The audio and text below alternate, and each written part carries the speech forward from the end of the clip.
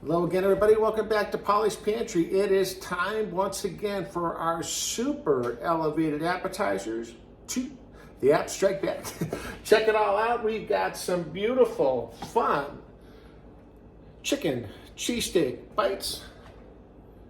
We've got the star of the show, a ricotta meatball, if you will, a ricotta cheese ball, mozzarella, romano, little pepper flake and spinach, and a super simple, really delicious cheese bread that our grandma used to make.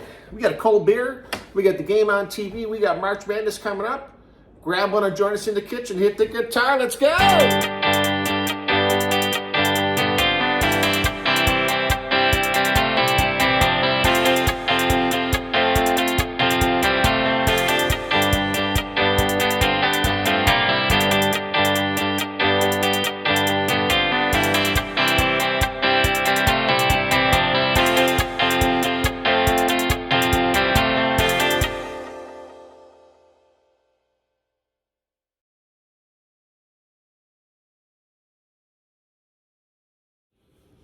Okay, let's kick things off, pun intended, at our super elevated appetizers to the App Strike Back.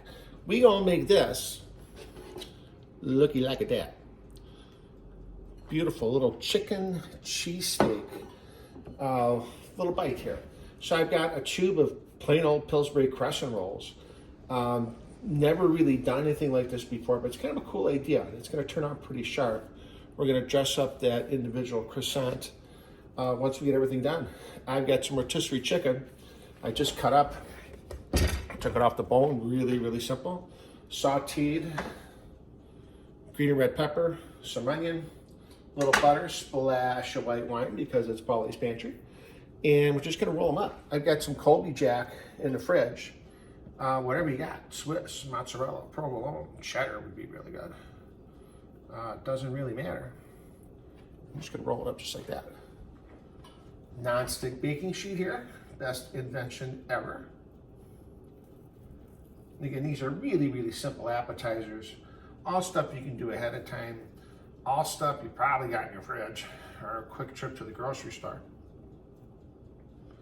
And these are gonna go into a preheated 375-degree oven for about 10 minutes. See you in a bit. Okay, 12 minutes later, voila. Not too bad. Kind of a fun little appetizer, really easy to make, really simple to do. Put whatever you'd like in them. I mean, there's 1,000 different combinations here. Do a spinach and feta, a little tomato maybe. And depending on what you want to do, you can go in threes. I just cut them in half. And I think, let's pretend we're fancy. Drop a little something on there. And there are our chicken cheesesteak bites. First down on our super elevated appetizers to the App Strike Back. Our chicken cheesesteak bites are done. Looking pretty good here. Again, very simple. Just a tube of Pillsbury crescent rolls, some rotisserie chicken, sauteed pepper and onion, and away you go. Again, I had Colby cheese in the fridge. Doesn't really matter. Yeah, it's what you got. How fun is that? A little bit of flavor with the white wine, and away we go. All right, I think we go deep on this next play here, and let's make some ricotta cheese balls. Coming right back.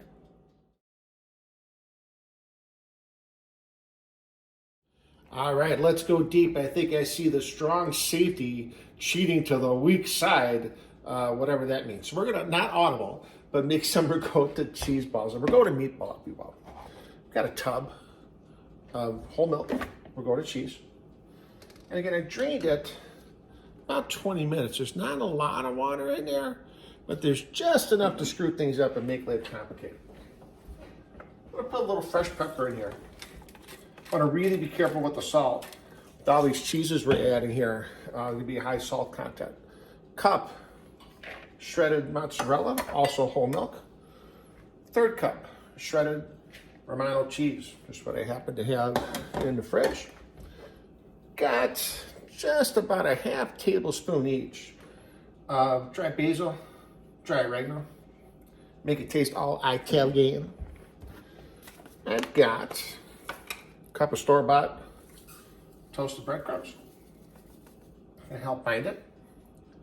Boom. Away we go. And it's a dairy steak, gotta have eggs, right? This egg will also help it bind a little bit and keep it all together. We're gonna start with that. We may have to add a little bit more breadcrumbs as we get going here. But we're just gonna mix it together. I have an eggplant ruleti video coming out really soon. Same type of filling, almost like a lasagna filling that we're gonna doctor up here and make it taste really good. Over, cool it off in the fridge. Got about 1/3 of a medium onion and not bad, baby spinach that I just coarsely chopped. Threw together, a little bit of olive oil, half a splash of white wine like we always do. And this is going to give it a little bit of texture, give it a little flavor too. And give us a good mix. I like to do this by hand. I don't like to do it in a mixer. I think you get more of a mess than you do anything else. Just got a little spatula here. So what we're going to do is we're going to mix that up really, really well because we are really well mixed up here in the pantry if you've been following my videos. Get it mixed up. I want it in the fridge a good 20 minutes. Let it all sit together, let it all firm up. We're going to make some little balls into it and bake it off in some sugar. Coming back at you in a bit. All right, rolling right along with our beautiful ricotta meatballs. And again, you see how the breadcrumb and the egg bind it really, really nicely. You can make them as big or as little as you like if you got one of them crazy little ice cream scoopers or a melon baller or anything along those lines. That works too. Again, very, very nice. Good flavor, good texture. I've just got plain old spoon. Works too. And again, we're gonna roll these up. Again, 1 tub of ricotta and those cheeses. You get a pretty good yield to it. These are a pretty good size. If you make them smaller, you can certainly stretch the recipe. But just to kind of give you the idea, look at that. Get a dozen in the pan, ready to rock. Make it a baker's dozen. One for our tasting and one for our pictures. When we ever follow the rules here at the pantry. Really, really simple. Let's make this guy, you can live right there. All right. We've got some of our homemade sugo, some stuff I froze from Christmas. Nobody's gonna judge if you get the 2 for $5 of your favorite jar stuff. Works just as good, and the jar stuff ain't too bad. These days, I always like to keep a jar up at my place up north. And every once in a while, I'll keep a jar here if we're making pizzas or something last minute. When you don't have time to make the sugo, you got it all set there. Ricotta meatballs. We're gonna cover these up with some foil. 375, good. Half an hour, probably closer to 40 minutes. And we are done. Can make these ahead, put them in the fridge just like that. Bake them game day. Bake them and reheat them. Really, really simple appetizer. Something very different, something very flavorful. Into the oven as you go, and I'll see you in a little bit. Okay, 40 minutes in our oven, 375. We have ricotta meatballs. Really, really nice. Pretty decadent. Let's take our oddball one here. Let me get a spoon. Very rich, very decadent, very filling. So we're all about to do it. So we're gonna serve one just like that. See the mozz kind of pulling and the ricotta kind of pulling. A little sauce on top. A fork here somewhere. Look at that. Beautiful. How's my hair on that one there? Deliciously. That's my dinner tonight. I would serve it just like this. Forget about going over pasta. Forget about going over anything. Wow. Very creamy, very good, very flavorful. I don't remember if I said it in the video or not, but I got a good tablespoon of red pepper flake that I put in there when I was sauteing the onion and the spinach. All right, so we got our kicked off chicken cheesesteaks. We got our bomb for the touchdown. Get your touchdown dance ready. Ricotta meatballs. It's 4th and goal with 2 seconds left. We need a go-to, can't miss, Cash Street Playground type call. We'll see you in just a minute.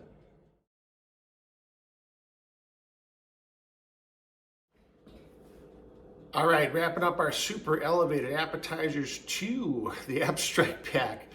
Thanks for staying with me today. Been a long day here at the pantry, putting everything together and getting this going. A couple screw-ups that I hope didn't make the video. But we're in the home stretch here. It is 4th and goal. But before we get to our can't miss play call here, I want to thank everybody for joining us. We're pushing 30,000 views, 3,000 subscribers. Appreciate it. Thank you so much for joining us, keeping us company here in this crazy little project here. So this is something our grandmother used to do years and years ago. And this is also how I failed as a father. My oldest will be 24. My youngest just turned 21. I never made this one, which I can't believe.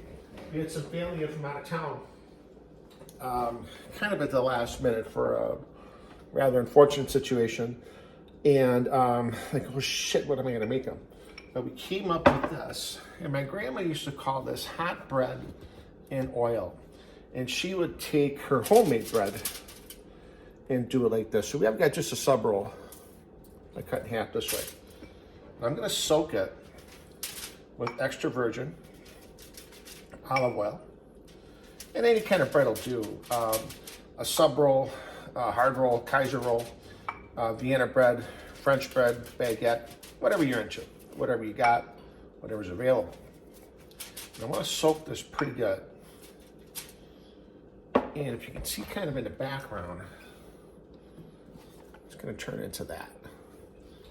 When I made this when everybody was in town, I did it with just some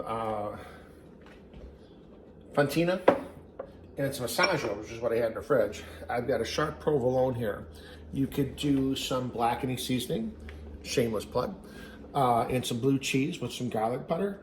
You could do, again, a feta and tomato. You could do really anything, like a 3 cheese type of deal, whatever you like. I've got some pepper. Give it a little flavor, make it interesting. Good dose. Let it all kind of soak in there. Our magic little dry herb blend here of oregano, basil, and thyme. Fill that up like that. Just some grated Romano cheese, again, what's in the fridge. Works for me.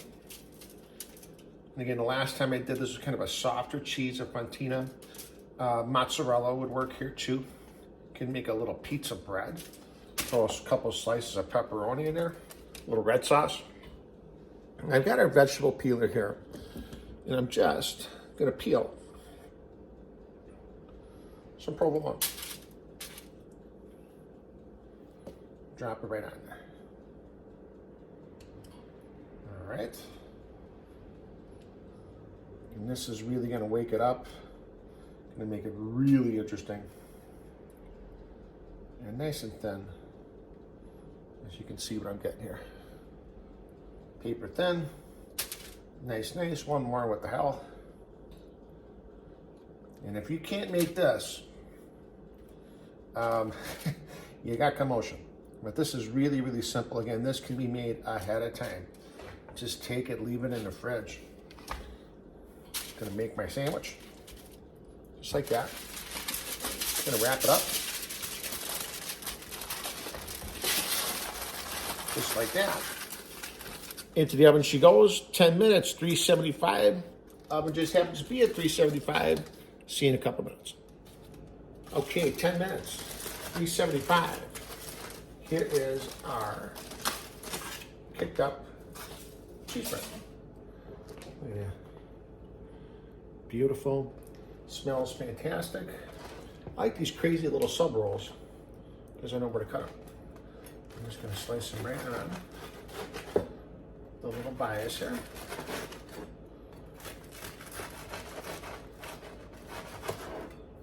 And that is what we've got.